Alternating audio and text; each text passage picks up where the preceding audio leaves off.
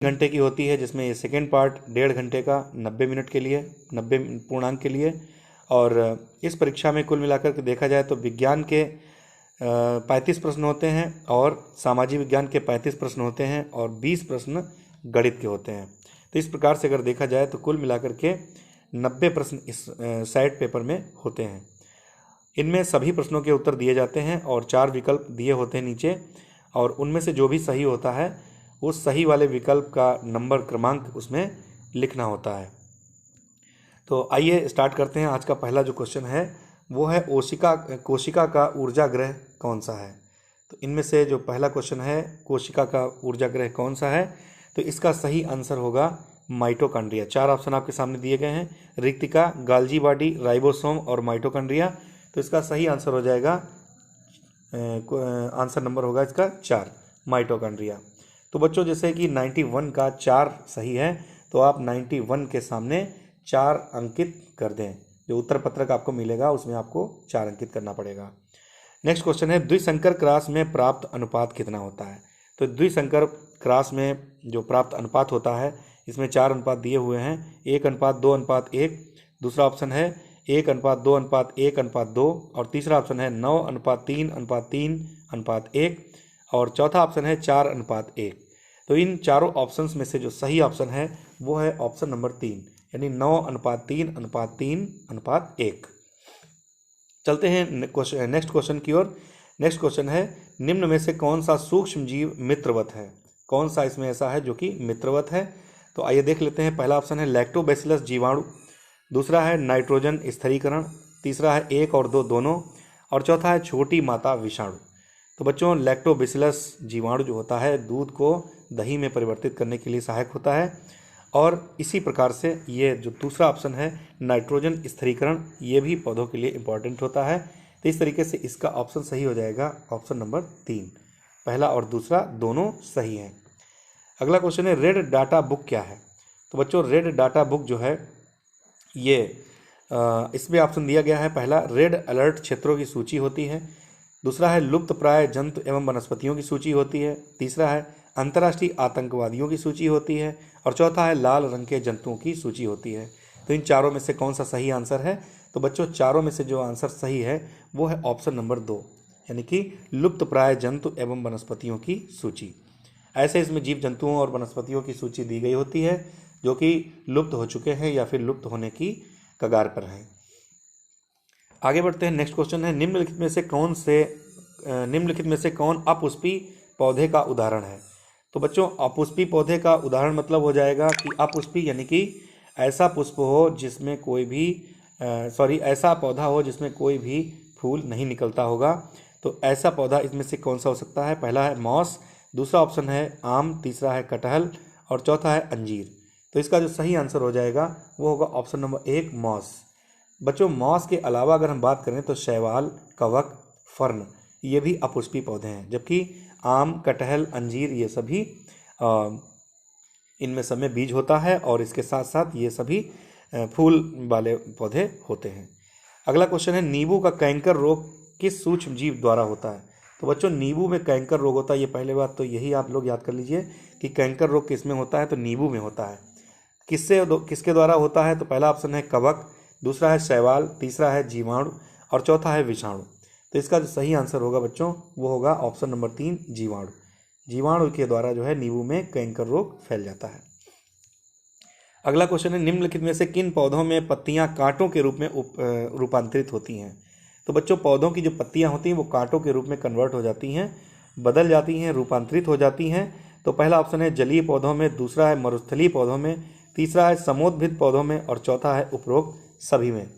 तो इस प्रकार से इसका आंसर अगर देखा जाए तो इसका आंसर सही होगा ऑप्शन नंबर 2। मरुस्थलीय जो पौधे होते हैं उनमें जो पत्तियां होती हैं वे कांटों के रूप में रूपांतरित हो जाती हैं। अगला क्वेश्चन है बच्चों प्रतिजैविक दवा क्लोरेलिन बनाई जाती है। किसके द्वारा क्लोरेलिन बनाई जाती है। कवक के द्वारा बनाई जाती है, जीवाणु के द्वारा बनाई जाती है, शैवाल से बनाई जाती है या फिर विषाणु से बनाई जाती है। तो इसका जो सही आंसर हो जाएगा बच्चों वो होगा शैवाल। शैवाल से प्रतिजैविक दवा क्लोरेलिन बनाई जाती है। अगला क्वेश्चन है निम्न में से कौन केवल पादप कोशिका में पाया जाता है। दो कोशिकाएं होती हैं, जंतु कोशिका और पादप कोशिका। केवल पादप कोशिका में क्या पाया जाता है इनमें से चार में से? पहला ऑप्शन है गाल्जी बॉडी, दूसरा है माइटोकॉन्ड्रिया, तीसरा है राइबोसोम और चौथा है प्लास्टिड। तो बच्चों पादप कोशिका में केवल पाया जाने वाला जो इनमें चारों ऑप्शन में से एक है वो है प्लास्टिड। प्लास्टिड जो होता है केवल पादप कोशिका में पाया जाता है, जबकि गाल्जी बॉडी, माइटोकॉन्ड्रिया और राइबोसोम ये सभी जंतु कोशिकाओं में पाए जाते हैं। आगे बढ़ते हैं। नेक्स्ट क्वेश्चन है केचुआ में श्वसन किसके द्वारा होता है? तो बच्चों केचुआ में जो श्वसन होता है वो इसमें चार ऑप्शंस दिए हैं। पहला है फेफड़ों के द्वारा, दूसरा है क्लोम द्वारा, तीसरा है त्वचा द्वारा और चौथा है श्वास रंध्र द्वारा। तो बच्चों इसमें जो केचुआ में श्वसन होता है वो ऑप्शन नंबर 3 के द्वारा सही होगा, त्वचा के द्वारा। नेक्स्ट क्वेश्चन है बच्चों इनमें से किस पोषक तत्व से सबसे अधिक ऊर्जा प्राप्त होती है या मिलती है? तो चार ऑप्शन दिए हैं, वसा, विटामिन, प्रोटीन और कार्बोहाइड्रेट। इन चारों ऑप्शंस में से जो सही आंसर होगा कि हमें सर्वाधिक ऊर्जा किस तत्व से मिलेगी तो वो होगी वसा यानी कि फैट।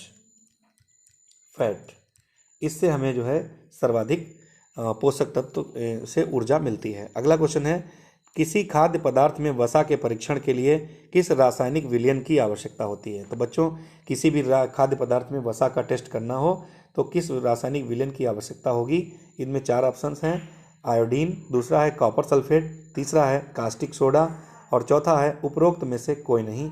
तो बच्चों इसमें जो सही आंसर होगा वो होगा उपरोक्त में से कोई नहीं। अगला क्वेश्चन है प्राकृतिक चयनवाद किसने प्रतिपादित किया? तो प्राकृतिक चयनवाद के जो प्रतिपादक महोदय रहे हैं उनका नाम है बच्चों, चार ऑप्शन दिए हुए, लेमार्क, डार्विन, ह्यूगो डिवरीज और मेंडल। तो बच्चों इसका सही आंसर होगा डार्विन, चार्ल्स डार्विन। इन्होंने ही प्राकृतिक चयनवाद सिद्धांत का प्रतिपादन किया है। अगला क्वेश्चन है निम्नलिखित में से कौन वास्तविक मछली है? तो बच्चों चार ऑप्शन है, क्रेफिश, जेलीफिश, फ्लाइंग फिश और कटल फिश। इन चारों में से जो सही आंसर है वास्तविक मछली पूछा गया है तो इसका सही आंसर होगा फ्लाइंग फिश। फ्लाइंग फिश जो होती है वो वास्तविक मछली है। नेक्स्ट क्वेश्चन है निम्नलिखित में से कौन से जंतु अंडे देते हैं? अंडे देने वाले जंतुओं के बारे में पूछा गया है। तो चार ऑप्शन है, पेंगोलिन, प्लेटिपस, मोंगूज और ओपोसम। तो इन चार ऑप्शंस में से जो सही आंसर होगा वो होगा प्लेटिपस। अगला क्वेश्चन है निम्नलिखित में से कौन उत्सर्जी अंग नहीं है? तो बच्चों चार उत्सर्जी अंग इसमें से चार ऑप्शन दिए गए हैं तो इनमें पूछा गया कि कौन सा उत्सर्जी अंग नहीं है। जब भी इस प्रकार का कोई भी क्वेश्चन पूछा जाए तो जहाँ पर नहीं है लिखा है उस पर आप गोला कर दें ताकि आपको याद रहे कि नहीं है पूछा जा रहा है। तो पहला ऑप्शन है वृक्क यानी कि किडनी, दूसरा है प्लीहा यानी कि तिल्ली और तीसरा है यकृत यानी कि लीवर और चौथा है फेफड़ा यानी लंग्स। चार ऑप्शंस में से जो सही आंसर होगा वो होगा प्लीहा यानी कि तिल्ली। ये उत्सर्जी अंग नहीं है, बाकी सारे अंग उत्सर्जी अंग होते हैं। बच्चों यकृत की अगर हम बात करें तो यकृत जो है यानी कि लीवर ये सबसे बड़ी ग्रंथि होती है, मनुष्य के शरीर की सबसे बड़ी ग्रंथि होती है। अगला क्वेश्चन है किस जंतु में स्पर्शक भोजन ग्रहण करने में सहायक होते हैं? यानी कि कोई भी जंतु ऐसा है जिसमें स्पर्शक जो होते हैं वो भोजन ग्रहण करने में सहायक होते हैं। ऑप्शन पहला है हाइड्रा, दूसरा है स्पंज, तीसरा है अमीबा और चौथा है कांकरोच। इन चार ऑप्शंस में से कौन सा आंसर सही होगा? तो इसका आंसर सही होगा हाइड्रा। हाइड्रा में स्पर्शक जो होते हैं वे भोजन को ग्रहण करने में सहायक होते हैं। बच्चों अमीबा की अगर बात करें तो ये एक कोशिकीय जीव है। अमीबा है, पैरामीशियम है, यूग्लिना है, ये सभी एक कोशिकीय जीव होते हैं। नेक्स्ट क्वेश्चन है बच्चों पैरामीशियम में चलन अंग होते हैं। पैरामीशियम में चलन अंग क्या होते हैं? पहला ऑप्शन है टेंटेक्लस, दूसरा है स्यूडोपोडिया, तीसरा है सिलिया और चौथा है फ्लेजिला। तो इसमें सही आंसर हो जाएगा ऑप्शन नंबर 3 सिलिया। बच्चों आप पूरे वीडियो को देखिएगा आराम से और इसमें जो भी इम्पोर्टेंट क्वेश्चन हैं वो सभी क्वेश्चंस आपके लिए लाभदायक सिद्ध हो सकते हैं, तो ये आप इसको तैयार करिएगा। अगला क्वेश्चन है इनमें से क्या मानव का अवशेषी अंग है? तो बच्चों मानव का जो अवशेषी अंग होता है वो क्या है? कर्णपेशियाँ, पश्चपाद, छोटी गर्दन और वायुकोश। तो इसमें जो सही आंसर होगा वो होगा ऑप्शन नंबर 1 कर्णपेशियाँ। निम्नलिखित में से कौन एक अनवीकरणीय ऊर्जा का स्रोत का उदाहरण है? तो बच्चों नवीकरणीय ऊर्जा और नवीकरणीय ऊर्जा ये आप लोग इसको पढ़ चुके होंगे, तो इनमें से कौन सा ऑप्शन सही होगा नवीकरण ऊर्जा का? तो पहला है बहते हुए जल में समाहित ऊर्जा, दूसरा ऑप्शन है जीवाश्म ईंधन, तीसरा है सौर ऊर्जा और चौथा है पवन ऊर्जा। तो इन चार ऑप्शंस में से जो नवीकरणीय ऊर्जा का स्रोत है वो है जीवाश्म ईंधन। बाकी जो बहते हुए जल में समाहित ऊर्जा है ये नवीकरणीय ऊर्जा का स्रोत है। सौर ऊर्जा ये भी नवीकरणीय ऊर्जा का स्रोत है। और पवन ऊर्जा ये भी नवीकरणीय ऊर्जा का स्रोत है। आगे बढ़ते हैं, निम्नलिखित में से कौन ध्वनि के तारत्व से संबंधित है? तो बच्चों ध्वनि के तारत्व से संबंधित इनमें से कौन है? 4 ऑप्शंस हैं। पहला है आयाम, दूसरा है तीव्रता, तीसरा है आवृत्ति और चौथा है आयाम व तीव्रता दोनों। तो बच्चों इसका जो सही आंसर होगा वो होगा ऑप्शन नंबर 3 आवृत्ति। आवृत्ति जो होगी वो ध्वनि के तारत्व से संबंधित होती है।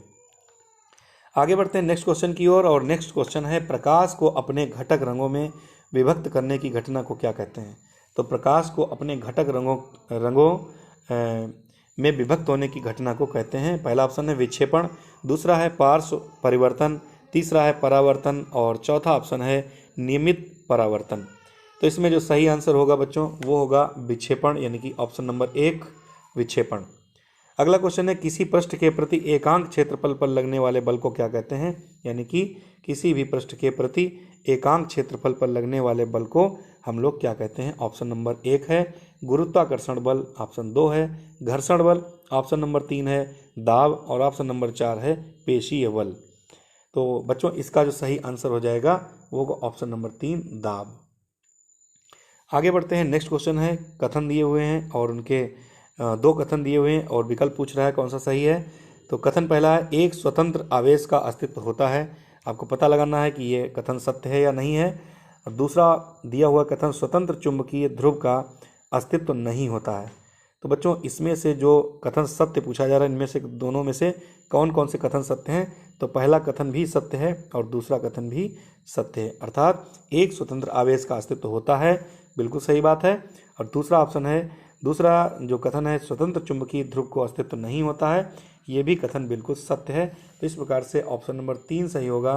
दोनों कथन अर्थात ए और बी दोनों सही हैं। चलते हैं नेक्स्ट क्वेश्चन की ओर। नेक्स्ट क्वेश्चन है यदि धारामापी अमीटर तथा वोल्ट मीटर के प्रतिरोध क्रमशः X1, X2 तथा X3 हों तो इनमें से कौन सा ऑप्शन सही होगा? तो बच्चों अगर धारामापी अमीटर और वोल्ट मीटर के प्रतिरोध X1, X2, X3 होंगे तो इसमें कौन सा ऑप्शन सही होगा? इसका सही आंसर है ऑप्शन नंबर 3, अर्थात जो X2 है यानी कि ये वाला जो ये है ये छोटा होगा और इससे बड़ा होगा X1 अर्थात धारामापी और सबसे बड़ा होगा X3 यानी कि वोल्ट मीटर। वोल्ट मीटर सबसे बड़ा होगा, उसके बाद धारामापी और सबसे लास्ट में अमीटर। तो इसका ऑप्शन नंबर 3 सही होगा। अगला क्वेश्चन है बच्चों यदि 1 मील बराबर 8/5 किलोमीटर तो 1 मील प्रति घंटा का मान कितने बराबर होगा? 1 मील बराबर 8/5 किलोमीटर तो 1 मील प्रति घंटा का मान किसके बराबर होगा? पहला ऑप्शन है 5/12 मीटर पर सेकंड, दूसरा है 4/9 मीटर पर सेकंड, तीसरा है 18/5 मीटर पर सेकंड और चौथा ऑप्शन है 9/4 मीटर पर सेकंड। तो बच्चों इसका आंसर सही होगा 2, 4/9 मीटर प्रति सेकंड। अगला क्वेश्चन है हर्ट्ज का मात्रक क्या है? तो बच्चों हर्ट्ज का जो मात्रक होगा ऑप्शन पहला है आवर्तकाल का, दूसरा ऑप्शन है आवृत्ति का, तीसरा है ऊर्जा का और चौथा है बल का। तो इस प्रकार से इसका जो सही आंसर होगा ऑप्शन 2 आवृत्ति का। जो हर्ट्ज होता है वो आवृत्ति का मात्रक होता है। नेक्स्ट क्वेश्चन है धूप के चश्मों की कांच को स्थायी रंग प्रदान करने वाला यौगिक कौन होता है? तो जो धूप के चश्मे होते हैं उनमें कांच जो होती है उसमें स्थायी परमानेंट रंग प्रदान कर दिए जाते हैं। किसके द्वारा? कौन सा यौगिक होता है इसमें? ऑप्शन पहला है कैल्शियम ऑक्साइड, ऑप्शन दूसरा है सीरियम ऑक्साइड, ऑप्शन तीसरा है मैग्नीशियम ऑक्साइड और ऑप्शन चौथा है एल्यूमिनियम ऑक्साइड। तो इसका जो सही आंसर होगा ऑप्शन 2 सीरियम ऑक्साइड के द्वारा परमानेंट स्थायी रंग प्रदान किए जाते हैं। अगला क्वेश्चन है जल में ऑक्सीजन की संयोजकता कितनी होती है? तो बच्चों जल की जो ऑक्सीजन की संयोजकता होती है वो होती है 2। तो ऑप्शन 2 इसका सही हो जाएगा। नेक्स्ट क्वेश्चन है सल्फाइड अयस्क किसका है?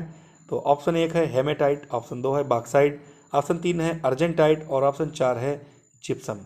तो बच्चों इसका जो सही आंसर होगा वो होगा अर्जेंटाइट। अर्जेंटाइट जो है ये सल्फाइड का अयस्क है। अगला क्वेश्चन है पीतल के अवयवी धातु हैं, अर्थात पीतल जो है किसके मिलने से बनती है?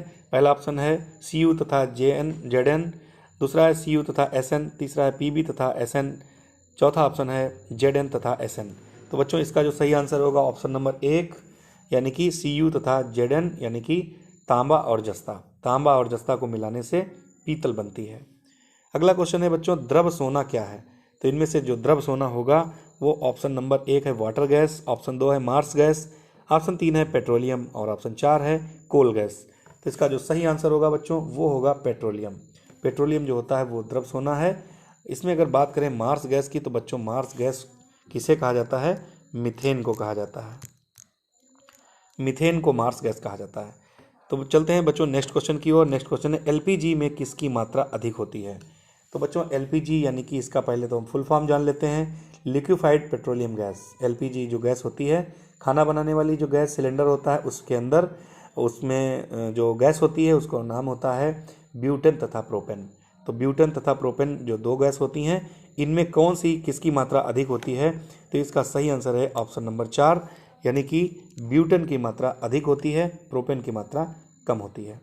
बच्चों गैस जो लीक यदि होती है तो महकने लगती है, तो इसमें एक गैस मिलाई जाती है जिसको कहते हैं मरकेप्टन। मरकेप्टन गैस को मिला देने से, मरकेप्टन को मिला देने से इसमें से बदबू आने लगती है, जिससे कि कहीं भी लीकेज होता है तो हमें जल्दी ही पता चल जाता है, इसलिए इसमें मरकेप्टन मिला दी जाती है। आगे बढ़ते हैं। अगला क्वेश्चन है मृदु कांच बनाने में किसका उपयोग किया जाता है? तो बच्चों मृदु कांच बनाने में किन पदार्थों का उपयोग किया जाता है, आइए देख लेते हैं इसमें सही आंसर कौन सा है। तो इसका सही आंसर है ऑप्शन नंबर 2, Na2CO3, CaO और CiO2। ये इसका सही आंसर हो जाएगा। अगला क्वेश्चन है बच्चों, केरोसिन में कौन सी धातु रखी जाती है? तो बच्चों केरोसिन में एक धातु रखी जाती है, उसका नाम होता है, पहला ऑप्शन है एल्यूमिनियम, दूसरा है मरकरी, तीसरा है सोडियम और चौथा ऑप्शन है मैग्नीशियम।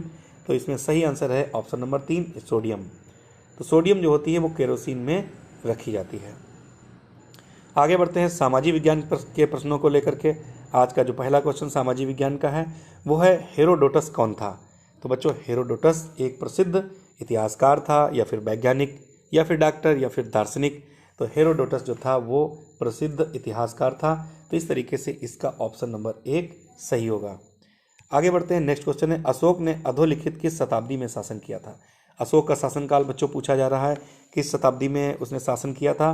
पहला ऑप्शन है चौथी, दूसरा है तीसरी शताब्दी ईसा पूर्व, तीसरा ऑप्शन है प्रथम शताब्दी ईसा पूर्व और चौथा ऑप्शन है द्वितीय शताब्दी ईसा पूर्व। तो बच्चों इसका सही आंसर होगा तीसरी शताब्दी ईसा पूर्व। ऑप्शन नंबर 2 सही होगा। अगला क्वेश्चन है वाराणसी अधोलिखित किस महाजनपद की राजधानी थी? तो बच्चों वाराणसी किस महाजनपद की राजधानी है? तो 16 महाजनपद कुल मिलाकर हुआ करते थे, और वाराणसी की जो राजधानी है उसका नाम है काशी। पहला ऑप्शन है काशी। तो बच्चों वाराणसी का पहला नाम काशी था, वाराणसी हुआ और उसको लोकप्रिय नाम उसका बनारस भी है। वाराणसी की अगर बात करें तो वरुणा और असी नामक नदियों के संगम पर बसा हुआ है। मुख्य रूप से गंगा नदी के किनारे ये वाराणसी बसा हुआ है। आगे बढ़ते हैं बच्चों। नेक्स्ट क्वेश्चन है भारत में व्यापार करने हेतु सर्वप्रथम अधोलिखित में से कौन आए? यानी कि सबसे पहले पूछा जा रहा है कि सबसे पहले कौन से व्यापारी यहाँ पर आए। तो पहला ऑप्शन है ब्रिटिश, दूसरा है फ्रांसीसी, तीसरा है पुर्तगाली, चौथा है डच। तो सबसे पहले जो आने वाले थे पुर्तगाली थे।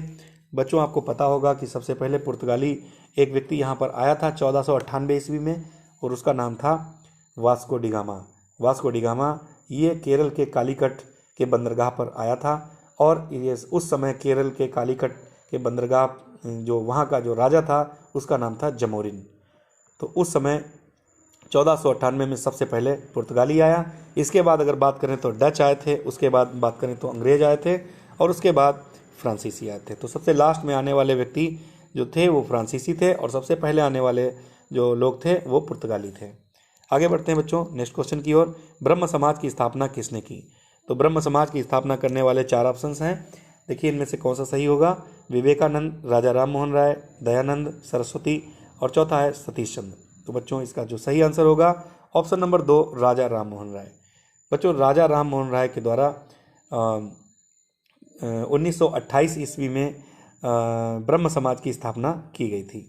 बच्चों दयानंद सरस्वती की बात करें तो इन्होंने 1875 में स्वामी दयानंद सरस्वती ने आर्य समाज की स्थापना की थी। और विवेकानंद की बात करें तो इन्होंने, जो विवेकानंद जी थे, इन्होंने एक भाषण दिया था जो कि विदेश में था, वो बहुत ही प्रसिद्ध है। अगला क्वेश्चन है बच्चों गुलाम वंश का अधोलिखित संस्थापक कौन था? बच्चों गुलाम वंश की बात की जा रही है तो गुलाम वंश जो था उसका जो संस्थापक था वो कुतुबुद्दीन ऐबक था। लेकिन अगर पूछा जाए कि उसका वास्तविक संस्थापक कौन था तो वास्तविक संस्थापक होगा इल्तुतमिश। दोनों क्वेश्चन इंपॉर्टेंट है बच्चों। खिलजी वंश के संस्थापक की अगर बात करें तो खिलजी वंश का जो संस्थापक था वो था जलालुद्दीन खिलजी। तो बच्चों कुतुबुद्दीन ऐबक की अगर बात की जाए तो इसने दिल्ली में कुतुब मीनार बनवाना शुरू किया था, जबकि इसको पूरा कराया था इल्तुतमिश के द्वारा। आगे बढ़ते हैं। नेक्स्ट क्वेश्चन है ख्वाजा मोइनुद्दीन चिश्ती की दरगाह कहाँ पर स्थित है? तो बच्चों ख्वाजा मोइनुद्दीन चिश्ती की जो दरगाह है वो अजमेर में स्थित है। ऑप्शन नंबर 3 सही होगा। ख्वाजा मोइनुद्दीन चिश्ती इनकी जो दरगाह है बच्चों वो अजमेर में स्थित है। तो बच्चों माउंट आबू कहाँ पर स्थित है? तो माउंट आबू स्थित है राजस्थान में। अगला क्वेश्चन है दिल्ली से दौलताबाद राजधानी किसने परिवर्तित की थी? तो बच्चों दिल्ली से जो दौलताबाद है उसकी राजधानी में परिवर्तन करने वाला जो व्यक्ति था उसका नाम था मोहम्मद बिन तुगलक।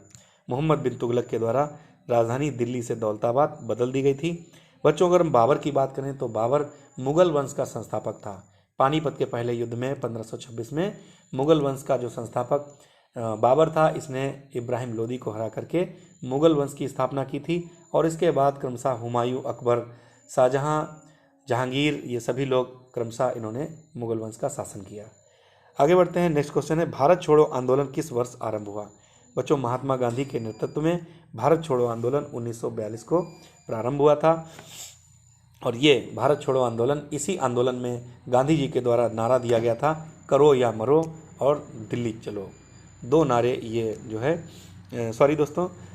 बच्चों भारत छोड़ो आंदोलन में जो गांधी जी के द्वारा नारा दिया गया था वो दिया गया था करो या मरो, करो या मरो।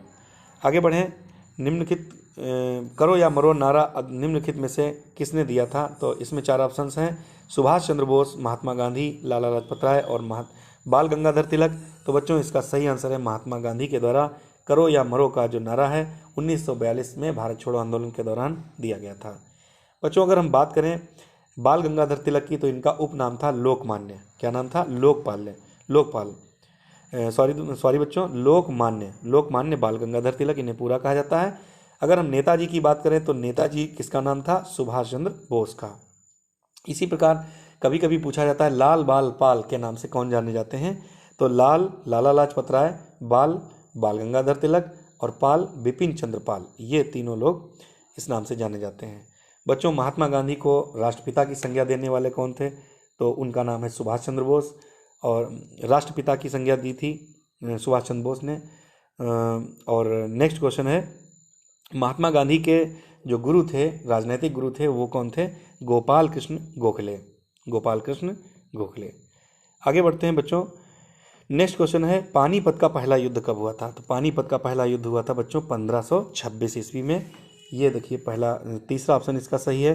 1526 में पानीपत का पहला युद्ध हुआ था। पानीपत का दूसरा युद्ध 1556 में हुआ था अकबर और हेमू के बीच। और पानीपत का तीसरा जो युद्ध हुआ था 1761 में हुआ था। ये तीनों सन आप लोग अच्छे से याद कर लीजिए। नेक्स्ट क्वेश्चन है बौद्ध धर्म नई शाखा महायान का उद्भव अधोलिखित किस काल में हुआ था? अधोलिखित का मतलब होता है नीचे लिखित, नीचे जो लिखित होते हैं उन्हीं में से सही आंसर आपको देना है। तो बौद्ध धर्म की नई शाखा महायान का जो उद्भव हुआ था बच्चों 4 ऑप्शन है, मौर्य काल, सातवाहन काल, कुषाण काल और गुप्त काल। तो इनका जो सही आंसर है ऑप्शन 3 कुषाण काल। कुषाण काल में जो बौद्ध धर्म था उसकी नई शाखा महायान का उद्भव हुआ था। अगला क्वेश्चन है बच्चों जीएमटी से क्या तात्पर्य है? तो बच्चों जीएमटी से जो तात्पर्य है वो है Greenwich mean time. Option number 2 इसका सही होगा, ग्रीनविच मीन टाइम। ये इसको लंदन से लिया जाता है, ग्रीनविच मीन टाइम। आगे बढ़ते हैं। नेक्स्ट क्वेश्चन है चंद्रमा के अध्ययन को क्या कहा जाता है? तो बच्चों चंद्रमा का जो अध्ययन होता है उसमें 4 ऑप्शंस हैं, सेलेनोलॉजी, कॉस्मोलॉजी, आइरियोडोलॉजी और प्लानेटोलॉजी। तो इसमें जो सही ऑप्शन है सेलेनोलॉजी में चंद्रमा का अध्ययन किया जाता है बच्चों। अगला क्वेश्चन है क्षेत्रफल की दृष्टि से सबसे बड़ा देश कौन सा है? तो बच्चों अगर क्षेत्रफल की बात की जाए तो पूरी दुनिया में सबसे बड़ा जो देश होगा वो होगा रूस। 4 ऑप्शन में से 14 ऑप्शन सही है। रूस, उसके बाद कनाडा, उसके बाद चीन, फिर अमेरिका। भारत की अगर बात करें तो भारत का स्थान कितना है? 7वां स्थान है। तो इस तरीके से आप लोग इसको याद रखिएगा, भारत का स्थान 7वां है। और सबसे बड़ा जो देश है वो है रूस। बच्चों अगर जनसंख्या की अगर हम बात करें तो जनसंख्या में सबसे बड़ा देश होगा चीन और भारत का स्थान दूसरा है। चावल का अगला क्वेश्चन है, चावल का सबसे ज़्यादा उत्पादन करने वाला देश कौन सा है? तो बच्चों चावल का सबसे बड़ा उत्पादन, सबसे ज़्यादा उत्पादन करने वाला देश चीन है। ऑप्शन नंबर 3 सही होगा। और चावल में दूसरा जो सबसे बड़ा देश है उत्पादन में, उसका नाम है भारत। तो चावल और चीनी में, चावल और चाय में सबसे ज़्यादा जो है चीन का प्रथम स्थान है और चावल में द्वितीय जो स्थान है वो भारत का है। आगे बढ़ते नेक्स्ट क्वेश्चन है, world wild life fund WWF की स्थापना कब की गई थी? तो वर्ल्ड वाइल्ड लाइफ फंड यानी WWF की जो स्थापना है ये की गई थी बच्चों 1969 में, 1992 में, 1961 में या फिर 1965 में। इसका सही आंसर होगा 1961 यानी कि ऑप्शन नंबर 3 सही होगा। चलते हैं अगले क्वेश्चन की ओर। निम्नलिखित में से कौन सा देश सार्क का सहायक सदस्य नहीं है? यानी सार्क में कुल मिलाकर के कितने सदस्य हैं, पहली बात तो यही पता होनी चाहिए। तो सार्क एक संगठन है जो कि दक्षिण एशिया का एक क्षेत्रीय सहयोग संगठन है। जितने भी दक्षिण एशिया में देश आते हैं उन सभी का एक सहयोगात्मक संगठन है और इसमें कुल मिलाकर अगर बात करें तो कुल मिलाकर के 8 सदस्य देश हैं बच्चों। और इसमें जो सदस्य नहीं है वो सिंगापुर नहीं है। ऑप्शन नंबर 3 इसका सही हो जाएगा। इस प्रकार से अगर देखा जाए तो इसमें भूटान भी इसका सदस्य है, नेपाल भी इसका सदस्य है, मालदीव भी इसका सदस्य है और इसके अलावा अगर हम बात करें तो पाकिस्तान, भारत, बांग्लादेश, श्रीलंका और अफगानिस्तान ये भी सदस्य इसके हैं। यानी कि कुल मिलाकर देखा जाए तो 8 सदस्य ऐसे हैं और इसकी स्थापना 8 दिसंबर 1985 को हुई थी। यानी कि सार्क का जो गठन हुआ था 1985 में हुआ था। इसका मुख्यालय अगर पूछा जाए तो इसका मुख्यालय काठमांडू में हुआ था जो कि नेपाल की राजधानी है। आगे बढ़ते हैं बच्चों, निम्नलिखित देशों में यूरेनियम का सर्वाधिक उत्पादक देश कौन सा है? यूरेनियम पूछा गया सबसे ज़्यादा कहाँ होता है? तो बच्चों कनाडा में होता है या फिर दक्षिण अफ्रीका में या फिर नामीबिया में होता है या फिर संयुक्त राज्य अमेरिका में होता है। तो बच्चों 4 ऑप्शंस हैं, इनमें जो सही इसका आंसर होगा ऑप्शन नंबर 1 कनाडा। कनाडा में सबसे ज़्यादा यूरेनियम का उत्पादन होता है। अगला क्वेश्चन है बच्चों, ब्रह्म समाज की स्थापना किसने की थी? तो ब्रह्म समाज की जो स्थापना हुई थी वो राजा राम मोहन राय के द्वारा की गई थी। बच्चों ये क्वेश्चन रिपीट हो गए हैं, इनको पुनः हम लोग नहीं देखेंगे बल्कि सीधे सीधे आगे बढ़ते हैं। अगला क्वेश्चन है बच्चों, क्षेत्रफल की दृष्टिकोण से भारत का सबसे बड़ा केंद्र शासित राज्य कौन सा है? तो बच्चों अगर कुल मिलाकर बात करी जाए तो भारत के अंदर 28 राज्य और 8 केंद्र शासित प्रदेश हैं। इनमें से सबसे बड़ा जो केंद्र शासित राज्य है उसका नाम है बच्चों अंडमान निकोबार द्वीप समूह। अंडमान निकोबार द्वीप समूह ये सबसे बड़ा केंद्र शासित राज्य है। आगे बढ़ते हैं, नेक्स्ट क्वेश्चन है बच्चों, पश्चिम बंगाल की सीमा कितने देशों के संपर्क में आती है? अर्थात पश्चिम बंगाल की जो सीमा है वो कितने देशों से टच करती है? तो कुल मिला के इसमें अगर देखा जाए तो ऑप्शन पहला 1, ऑप्शन 2, ऑप्शन 3 और ऑप्शन 4। तो कुल मिलाकर अगर देखा जाए तो 3 ऐसे देश हैं जिनकी सीमा बांग्लादेश पश्चिम बंगाल से मिलती हुई है। पहला है बांग्लादेश और दूसरा है नेपाल और तीसरा है भूटान। तो 3 ऐसे देश हैं जो कि जिनकी सीमा मिलती है, बांग्लादेश, नेपाल और भूटान, इनकी सीमा पश्चिम बंगाल से मिलती है। आगे बढ़ते हैं, नेक्स्ट क्वेश्चन है, कौन से वन खारे पानी में भी जीवित रह सकते हैं? तो खारे पानी में भी जीवित कौन से वन रहेंगे? ऑप्शन पहला उष्णकटिबंधीय वर्षा वन, दूसरा ऑप्शन है उष्णकटिबंधीय पतझड़ वन, तीसरा ऑप्शन है पर्वतीय वन और चौथा है मैंग्रोव वन। तो बच्चों चौथा ऑप्शन इसका बिल्कुल सही होगा। मैंग्रोव वन जो होते हैं ये पानी में भी जीवित रहते हैं। अगला क्वेश्चन है, कौन से द्वीप समूह सुनामी 2004 से प्रभावित हुए थे? बच्चों 2004 में सुनामी की लहरें आई थी और ये इससे प्रभावित होने वाला जो द्वीप समूह था उसका नाम क्या होगा? 4 ऑप्शंस में से देख लेते हैं। अंडमान निकोबार द्वीप समूह, दूसरा है कनारी द्वीप समूह, तीसरा है अजोर्स द्वीप समूह और चौथा है ग्रीनलैंड। तो बच्चों इसका जो सही आंसर होगा वो होगा अंडमान निकोबार द्वीप समूह। पहला ऑप्शन इसका सही हो जाएगा। अगला क्वेश्चन है बच्चों, वायुमंडल में कितने प्रतिशत ऑक्सीजन पाया जाता है? तो वायुमंडल में बच्चों अगर ऑक्सीजन की बात करें तो सबसे ज़्यादा जो पाई जाने वाली गैस होती है वो होती है नाइट्रोजन। 78% ये नाइट्रोजन पाई जाती है और 21% पाई जाती है ऑक्सीजन। यानी कि जो इसका चौथा ऑप्शन है वो बिल्कुल सही होगा। अगर पूछा जाए कि कार्बन डाइऑक्साइड कितनी पाई जाती है तो 0.02%, 0.02% ये CO2 पाई जाती है। तो सबसे ज़्यादा गैस पाई जाती है कार्बन डाइऑक्साइड, सबसे ज़्यादा गैस पाई जाती है नाइट्रोजन, उसके बाद ऑक्सीजन और उसके बाद फिर कार्बन डाइऑक्साइड। इस तरीके से ये गैसें पाई जाती हैं। अगला क्वेश्चन है नगर पालिका का मुखिया कौन होता है। तो बच्चों नगर पालिका के मुखिया की बात पूछी जा रही है। तो प्रधानमंत्री होगा नहीं, राज्यपाल भी नहीं होगा, और सरपंच ये गांव का होता है। तो आंसर इसका क्या सही है, मेयर। नगर पालिका का जो मुखिया होता है वो मेयर होता है, और गांव का जो मुखिया होता है उसको प्रधान बोलते हैं। अगला क्वेश्चन है सर्वोच्च न्यायालय के मुख्य न्यायाधीश की नियुक्ति कौन करता है। तो बच्चों सर्वोच्च न्यायालय यानी सुप्रीम कोर्ट, जो कि भारत के नई दिल्ली में स्थित है, और सर्वोच्च न्यायालय की अगर हम बात करें तो इसका जो मुख्य न्यायाधीश होता है, इसकी नियुक्ति करने वाले जो पदाधिकारी हैं उनका नाम है, वो होते हैं राष्ट्रपति। बच्चों तो राष्ट्रपति के द्वारा ही सुप्रीम कोर्ट का मुख्य न्यायाधीश नियुक्त किया जाता है। बच्चों अगर सर्वोच्च न्यायालय की बात करें तो सर्वोच्च न्यायालय का जो स्थापना है ये 1773 में जो रेगुलेटिंग एक्ट था उसके अकॉर्डिंग की गई थी 1774 में। नेक्स्ट क्वेश्चन है बच्चों भारत में संविधान दिवस कब मनाया जाता है। बहुत ही इंपॉर्टेंट क्वेश्चन है, भारत में संविधान दिवस कब मनाया जाता है। तो भारत में संविधान दिवस मनाया जाता है 26 नवंबर को, यानी कि 26 नवंबर 1949 को संविधान आंशिक रूप से लागू हुआ था, इसीलिए 26 नवंबर को संविधान दिवस मनाया जाता है। तो इसका ऑप्शन नंबर चौथा सही हो जाएगा। बच्चों 26 जनवरी की अगर बात करें तो 26 जनवरी को गणतंत्र दिवस मनाया जाता है, जबकि 15 अगस्त को जो स्वतंत्रता दिवस मनाया जाता है। अगला क्वेश्चन है योजना आयोग की स्थापना कब की गई थी। तो बच्चों योजना आयोग की स्थापना 15 मार्च 1950 को की गई थी। तो इसका ऑप्शन नंबर 1 सही हो जाएगा। 15 मार्च 1950 को इसकी स्थापना की गई थी। पंचवर्षीय योजनाएं शुरू की गई थी, देश में 12 पंचवर्षीय योजनाएं लागू की गई, और इसके बाद में इसका नाम जो योजना आयोग है इसका नाम बदलकर नीति आयोग कर दिया गया। 1 जनवरी 2015 को इसका नाम बदलकर नीति आयोग कर दिया गया था, और जो नीति आयोग का अध्यक्ष होता है वो भारत का प्रधानमंत्री होता है। आगे बढ़ते हैं बच्चों नेक्स्ट क्वेश्चन की ओर। किस वर्ष बच्चों के अधिकारों के संरक्षण के लिए राष्ट्रीय आयोग की स्थापना की गई। किस वर्ष बच्चों के अधिकारों के संरक्षण के लिए राष्ट्रीय आयोग की स्थापना की गई।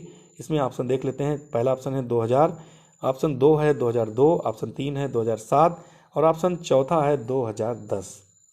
तो इसका जो सही उत्तर होगा ऑप्शन नंबर 3, 2007 में इसकी स्थापना की गई थी। आगे बढ़ते हैं भारत के संविधान के किस अनुच्छेद में अस्पृश्यता का वर्णन है। तो बच्चों अस्पृश्यता का वर्णन इनमें से किस अनुच्छेद में है। ऑप्शन पहला है अनुच्छेद 15, अनुच्छेद 16, अनुच्छेद 17 और अनुच्छेद 18। तो इसका जो सही आंसर होगा अनुच्छेद 17। ये इंपॉर्टेंट क्वेश्चन है बच्चों, इसको आप लोग याद कर लीजिएगा ठीक से। नेक्स्ट क्वेश्चन है भारत का संविधान कब लागू हुआ। बच्चों ये क्वेश्चन बहुत ही बार पूछा जा चुका है, भारत का संविधान कब लागू हुआ। हम लोगों ने अभी इसके बारे में बातचीत की। तो इसमें जो सही आंसर होगा वो होगा 26 जनवरी 1950 को। ऑप्शन नंबर 2 इसका सही होगा। भारत का संविधान कब लागू हुआ, 26 जनवरी 1950 को। लेकिन भारतीय संविधान पूछा जाए कि आंशिक रूप से कब लागू हुआ, तो इसका आंसर होगा 26 नवंबर 1949। तो चलते हैं बच्चों नेक्स्ट क्वेश्चन की ओर। निम्नलिखित में से कौन मौलिक अधिकारों की श्रेणी में नहीं आता है। तो बच्चों नहीं पूछा गया है, इसको गोल कर देते हैं तुरंत हम। निम्नलिखित में से कौन मौलिक अधिकारों की श्रेणी में नहीं आता है। तो बच्चों पहला ऑप्शन है शोषण के विरुद्ध अधिकार, दूसरा है संवैधानिक उपचारों का अधिकार, और तीसरा है सांस्कृतिक तथा शैक्षिक अधिकार, और चौथा है संपत्ति का अधिकार। तो इसमें जो मौलिक अधिकार नहीं होगा वो उसका ऑप्शन सही होगा चौथा, यानी कि संपत्ति का जो अधिकार है ये मौलिक अधिकार ना होकर बल्कि विधिक अधिकार यानी कि कानूनी अधिकार है। बच्चों शोषण के विरुद्ध अधिकार ये जो है मौलिक अधिकार है, संवैधानिक उपचारों का अधिकार ये भी मौलिक अधिकार है, सांस्कृतिक तथा शैक्षिक अधिकार ये भी मौलिक अधिकार है। बच्चों मौलिक अधिकारों की अगर बात करें तो भारतीय संविधान में जो मौलिक अधिकार या फिर मूल अधिकार हैं ये अमेरिका के संविधान से लिए गए हैं। ये भी क्वेश्चन आपसे पूछा जा सकता है बच्चों। इसके अलावा अगर हम बात करें तो जो मौलिक अधिकार हैं कुल मिलाकर ये भारतीय संविधान के भाग 3 में ये दर्ज हैं, और अनुच्छेद 12 से लेकर अनुच्छेद 35 तक इनका उल्लेख आता है। आगे बढ़ते हैं बच्चों। अगला क्वेश्चन है निम्नलिखित में से निम्न सदन किसे कहा जाता है। तो बच्चों निम्न सदन और उच्च सदन दो ही भारतीय संसद के जो प्रमुख अंग हैं। अगर पूछा जाए कि संसद किससे मिलकर के बनती है तो बच्चों संसद जो होती है ये राष्ट्रपति और इसके अलावा लोकसभा और राज्यसभा, इन तीनों से मिलकर के संसद का निर्माण होता है। और बच्चों इसी में जो लोकसभा है, ये जो लोकसभा है ये निम्न सदन है, और जो राज्यसभा है ये उच्च सदन है। तो निम्न सदन किसे कहा जाएगा? लोकसभा को कहा जाएगा, जबकि राज्यसभा ये जो है उच्च सदन है। बच्चों राज्यसभा की अगर हम बात करें तो राज्यसभा के जो सदस्यों का कार्यकाल होता है वो 6 वर्ष होता है, और ये जो है स्थायी सदन है, यानी कि परमानेंट है। इसके सदस्य जो होते हैं प्रत्येक 2 वर्ष के बाद 1/3 सदस्य रिटायर हो जाते हैं। तो बच्चों आगे बढ़ते हैं। आज का जो अगला क्वेश्चन है बच्चों, भारतीय संविधान में किस प्रकार की नागरिकता है? तो बच्चों भारतीय संविधान में जो नागरिकता है उसका उल्लेख किया गया है, और नागरिकता किस प्रकार की है इसका ऑप्शन 2 सही होगा, एकल नागरिकता। भारतीय संविधान में एकल नागरिकता का प्रावधान किया गया है। आगे बढ़ते हैं बच्चों, मौलिक अधिकारों का जो संरक्षक है वो कौन है? तो बच्चों मौलिक अधिकारों का जो संरक्षक है, यानी मूल अधिकारों का जो संरक्षक है वो है न्यायपालिका, कार्यपालिका यानी कि कार्यकारिणी, संसद और उपर्युक्त में से कोई नहीं। तो इसका जो सही आंसर होगा वो होगा न्यायपालिका। तो बच्चों जो न्यायपालिका होती है उसी के अंतर्गत जो भारतीय संविधान के जो सर्वोच्च न्यायालय के मुख्य न्यायाधीश हैं, सर्वोच्च न्यायालय हैं, ये सभी लोग आते हैं। तो मौलिक अधिकारों का जो संरक्षक है वो मुख्य रूप से सर्वोच्च न्यायालय यानी कि सुप्रीम कोर्ट है, जो कि न्यायपालिका के अंतर्गत आता है। तो बच्चों आज का वीडियो हमारा कैसा लगा प्लीज़ कमेंट बॉक्स में ज़रूर बताएं। आपकी तैयारी कैसी चल रही है कमेंट बॉक्स में ज़रूर बताएं, और आपको अभी किन किन विषयों में कमजोरी लग रही है वो भी बताएं। जल्द ही आपके लिए वीडियो बनाए जाएंगे। तो आप हमारे चैनल को सब्सक्राइब करवाइए लोगों से, और वीडियो को शेयर कीजिए, अधिक से अधिक लोगों को शेयर कराइए ताकि हमें मोटिवेशन मिले और हम जल्द ही आप लोगों के लिए और भी अच्छे अच्छे वीडियोस लेकर के आएँ। तो बच्चों सभी को शुभ आशीर्वाद, मिलते हैं जल्द ही, तब तक के लिए नमस्कार।